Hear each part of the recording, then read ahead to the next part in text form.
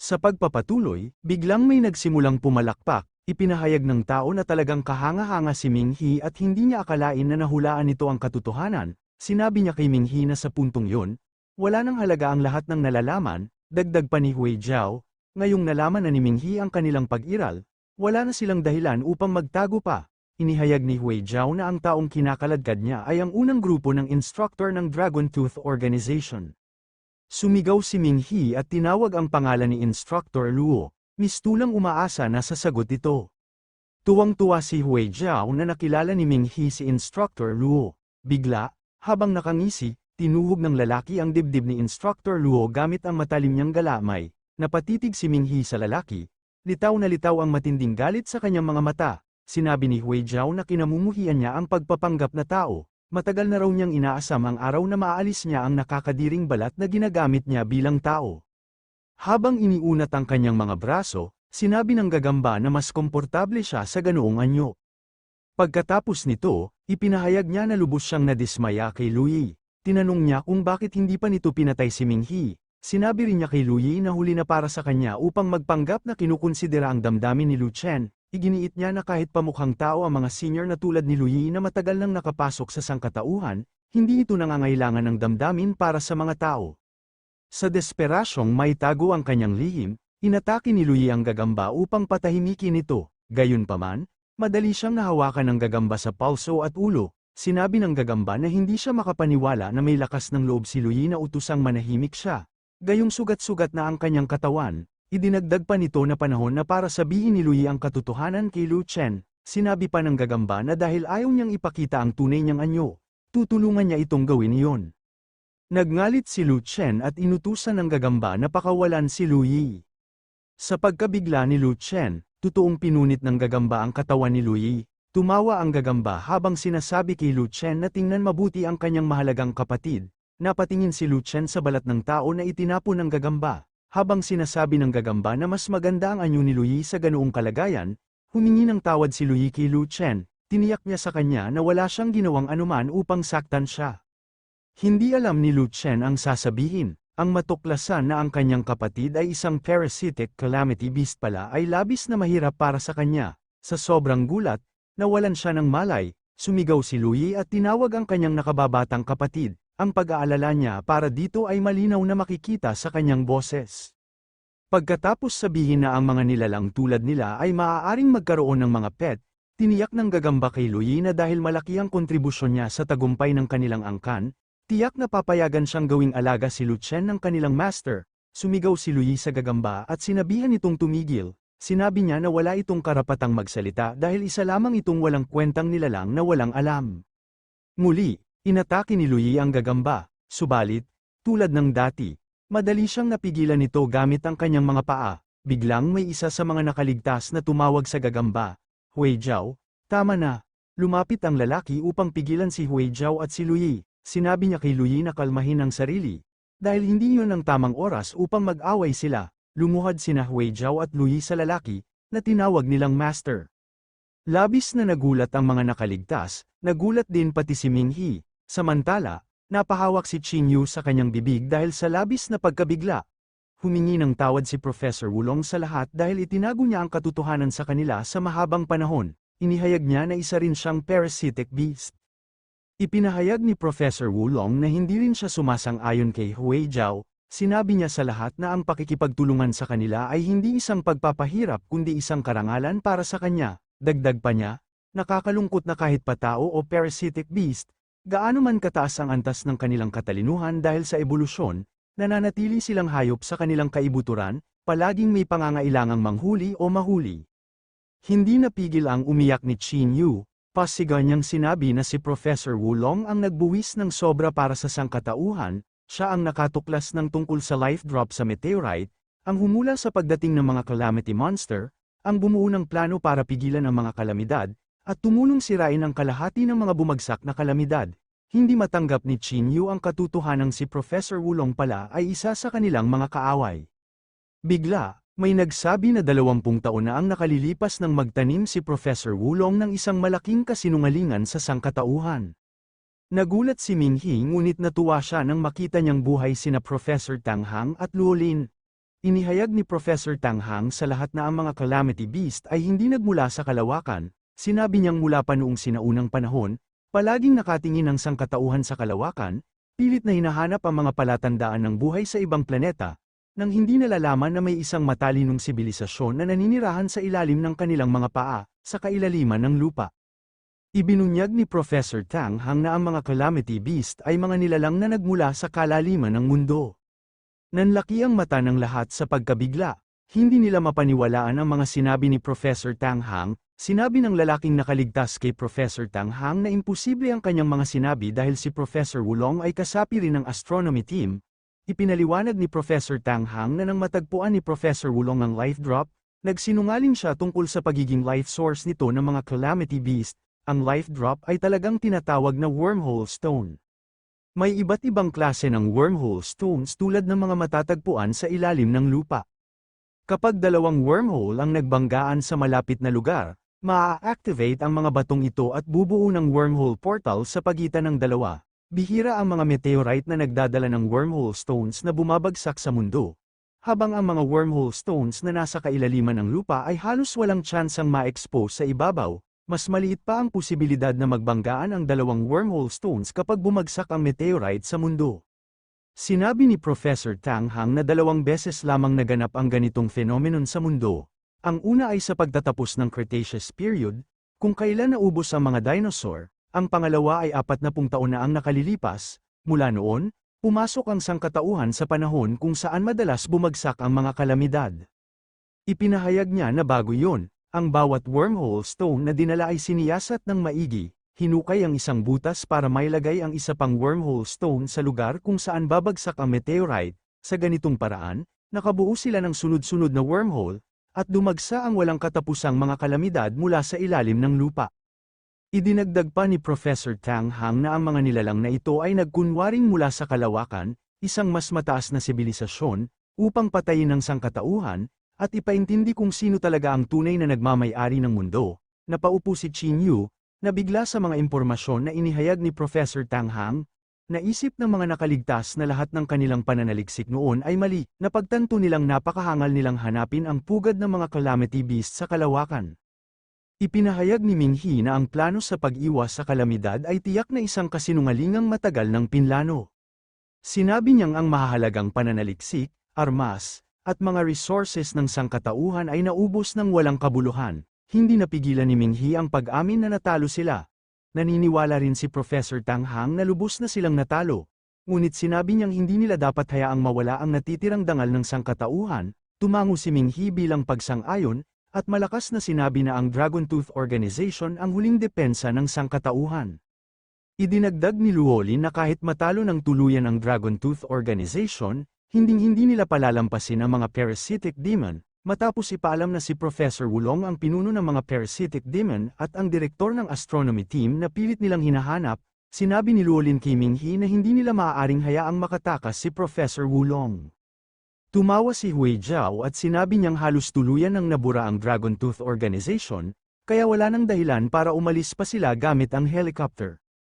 Iminungkahi ni Hui Jiao kay Professor Wulong na patayin na lamang ang lahat ng naroroon, palayain ang Calamitous Mist wormhole, at sakupin ang buong lungsod.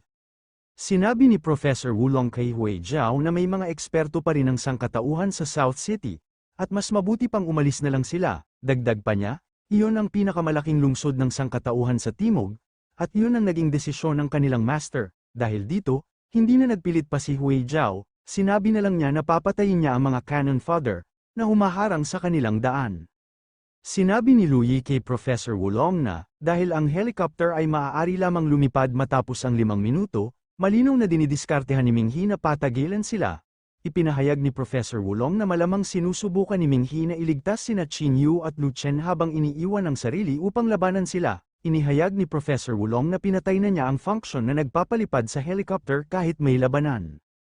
Nagulat si Ming He dahil matagal na niyang iniisip kung bakit nawala ang timer. Matapos utusan si Lu Yi na protektahan si Professor Wulong, sinabi ni Hui Jiao na maglalaro muna siya kay Ming He. Dagdag pa niya, kung hindi dahil kay Lu Yi, matagal na sanang patay si Ming He. Naalala ni Hui Jiao kung paano natatakot noon si Ming He sa kanya. Kaya tinanong niya kung saan kumuha ng lakas ng loob si Minghi upang humarap sa kanya ng ganoon, hindi sumagot si Minghi, sa halip, tahimik niyang dinurog ang isomorphic crystal na nasa kamay niya. Biglang lumabas ang lilang apoy mula sa kamao ni Minghi, dahilan upang magulat si Hui Jiao, agad umatras si Hui Jiao, at pilit pinapatay ang apoy na kumapit sa kanya. Nawala ang apoy sa paligid ni Minghi, at naabsorb ito ng kanyang kamao. Nang matapos niyang i-absorb ito, humakbang siya pasulong at tumitig ng diretso sa mata ni Hui Jiao. Nang mapansin ni Hui Jiao na gumagalaw si Minghi, naging alisto ito. Tulad ng isang mabangis na hayop, walang pag-aatubiling sumugod si Minghi gamit ang Roaring Tiger Spirit Fists.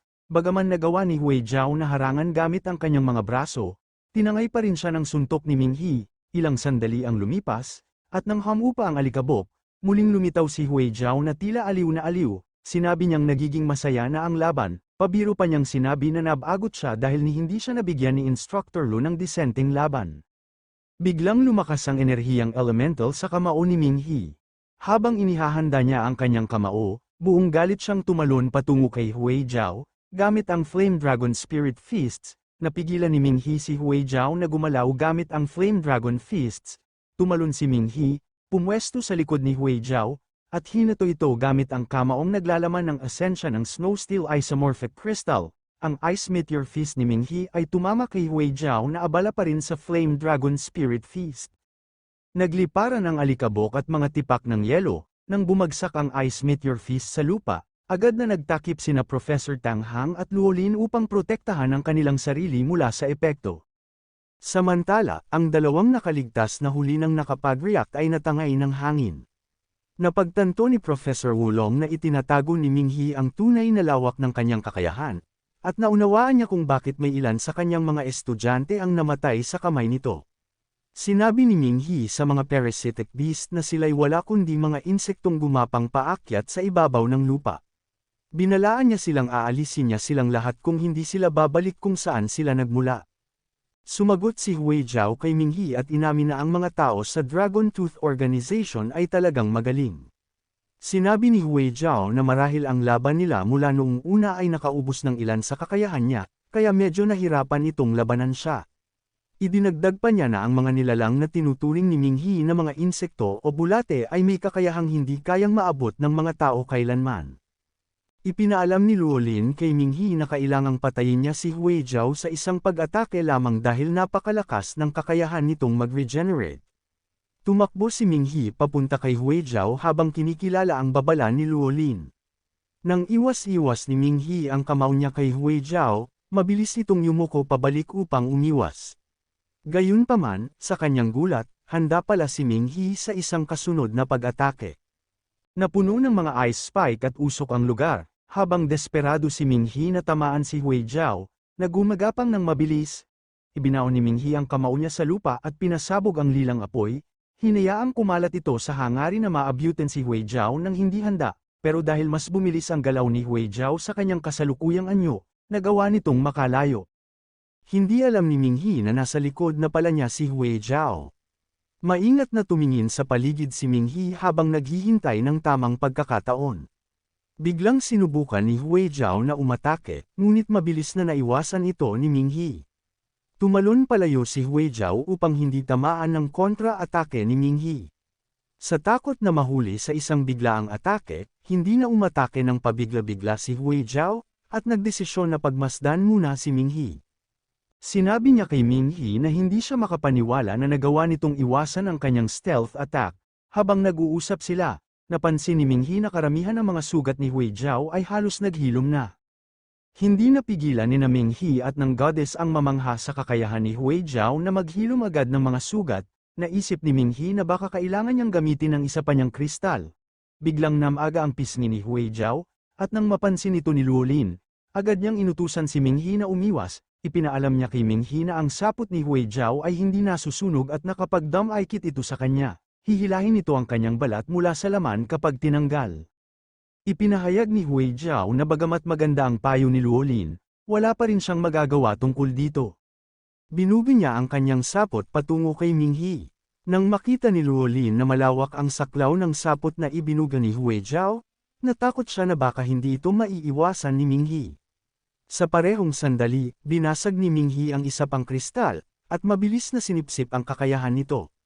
Agad niyang ginamit ang magkakasunod na suntok na may asido.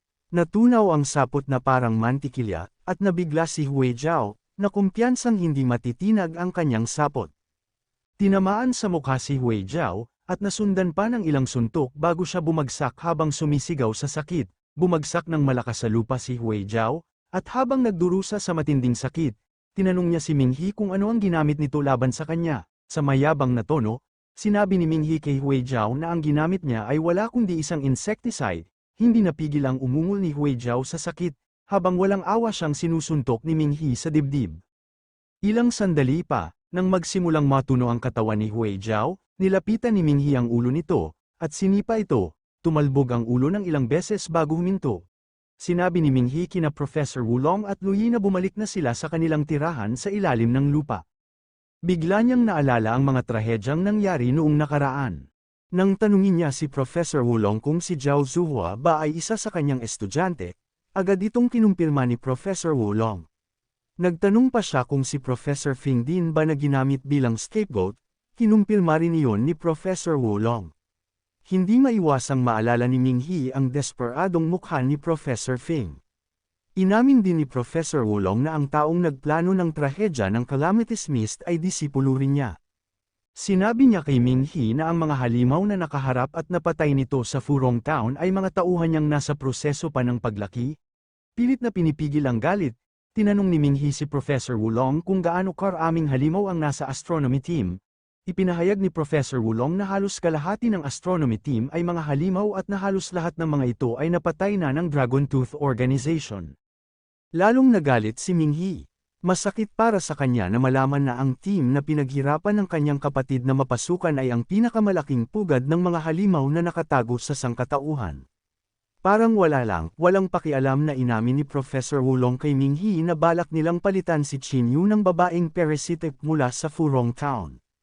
Hindi maiwasang mabigla si Qin Yu. Tinanong ni Minghi si Professor Wulong kung bakit hindi na lang sila manatili kung saan sila orihinal na nabibilang. Sinabi ni Professor Wulong kay Minghi na mula nang makipag-ugnayan nito kay Zhao Shuhua, dapat alam na nito ang tunay na motibo ng astronomy team. Ipinaliwanag niya na ang sinabi ni Zhao Shuhua kay Minghi ay hindi lang basta mga walang kwentang salita. Ibinunyag ni Professor Wulong na ang dahilan ng kanilang biglaang paglitaw ay dahil nanawagan sa kanila si Inang Kalikasan upang humingi ng tulong. Sinabi niya na may sakit si Inang Kalikasan at malapit nang mamatay. Itinuro niya na kahit na mga anak din ng Inang Kalikasan ang sangkatauhan, wala ni isa sa kanila ang nagbigay galang sa sagradong katawan nito.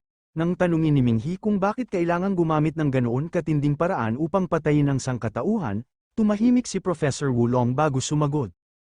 Ipinaalam ni Professor Wulong kay Minghi na ang lahat ng ito ay resulta ng kapabayaan ng sangkatauhan sa kanilang mga babala at ang pagkabigo ng mga negosasyon. Napasok sa matinding pagkagulat si Minghi at hindi makapagsalita.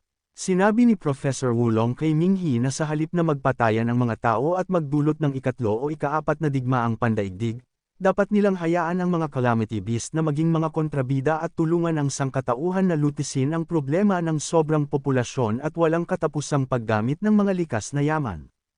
Galit na sinabi ni Minghi kay Professor Wulong na umalis, sabay dagdag na kayang lutisin ng sangkatauhan ang sarili nitong mga problema. Tugon ni Professor Wulong na kung mayroon lang mas maraming individual na katulad niya sa mga pinuno ng sangkatauhan, maaaring hindi na sila umabot sa ganitong sitwasyon. Ipinaalam din ni Professor Wulong kay Minghi na ang mga calamity beast ay hindi ang naunang umatake. Napanganga si Minghi sa narinig. Ipinaalala niya kay Professor Wulong na sila ang gumamit ng pangalan ng Heavenly Sovereignty ng Universe upang patayin ang sangkatauhan. Sinabi ni Professor Wulong na ang katotohanan ay nasa kamay ng mga lider ng mundo. Sinabi niya kay Minghi na kung gusto niyang malaman ang buong katotohanan, kailangan niyang patuloy na umakyat sa mga ranggo. Umaasa si Professor Wulong na sana'y maging isang tunay na leader si Minghi ng sangkatauhan at magawa nitong makipag-usap ng maayos sa kanilang sibilisasyon sa ilalim ng lupa. Habang tila walang pakialam, may inilagay si Professor Wulong sa balikat ni Luyi. Biglang napaluhod si Luyi, at nagsimulang umungol sa sakit. Maya-maya pa, lumaki ang mga tinak sa kanyang likod at lumitaw ang isang pares ng mga sungay mula sa gilid ng kanyang ulo. Ang mga ungol ni Lu Yi ay naging sigaw. Nang mawala ang sakit, agad na sinuri ni Lu Yi ang mga pagbabago sa kanyang katawan at lakas.